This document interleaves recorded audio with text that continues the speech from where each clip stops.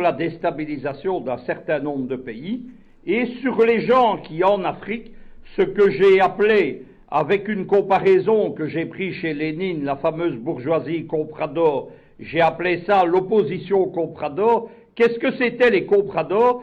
C'était du temps du colonialisme portugais à Macao, des Chinois qui acceptaient la domination coloniale portugaise à condition de garder une part de l'économie et du commerce. Eh bien, on vit la même chose en Afrique. J'ai longuement averti sur qui était Katumbi. On est, avec le mandat d'arrêt international, dans le noyau, le fond de l'affaire. Si vous suivez les médias occidentaux, on a bâti une grande légende autour de Katumbi, on appelle ça une storytelling, c'est-à-dire qu'on vous invente la vie de quelqu'un. Il y a notamment un film, Katumbi, gouverneur du Katanga, qui a été financé en partie par Arte.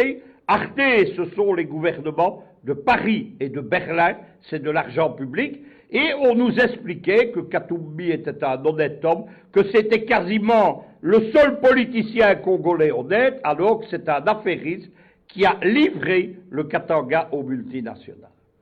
Ça, c'est un aspect du personnage. Le deuxième aspect, c'est l'affairisme. L'affairisme, qu'est-ce que c'est? C'est que Katumbi, il appartient à une très grande famille affairiste qui s'appelle en réalité les Soriano. Lorsque vous fouillez dans les dossiers Katumbi, vous voyez qu'il est détenteur de 3 passeports différents, avec 3 nationalités, et que dans ces passeports, il ne porte pas le même nom. Il y a notamment un Moïse Soriano. Qui conclut les contrats? Soriano, Katumbi, Katumbi bis, on ne sait pas très bien. Troisième chose, Katumbi, c'est le choix d'un scénario politique. C'est l'homme qui a été choisi dès les années Obama, le fameux sommet USA-African Leader, nous sommes à l'été 2014, il a été choisi comme l'homme qui était chargé de dégager la cible principale de ce qui est devenu le printemps africain, qui était Kabila. Kabila invité au sommet USA-African Leader et qui s'est vu opposé à une conférence de presse à John Kerry, qui était le ministre des Affaires étrangères américain de l'époque, et le but était très simple, c'était d'humilier Kabila, qui a été sous-estimé et qui a compris directement ce qui se passait. Que devait être Katumbi? Katumbi devait être le candidat unique de l'opposition.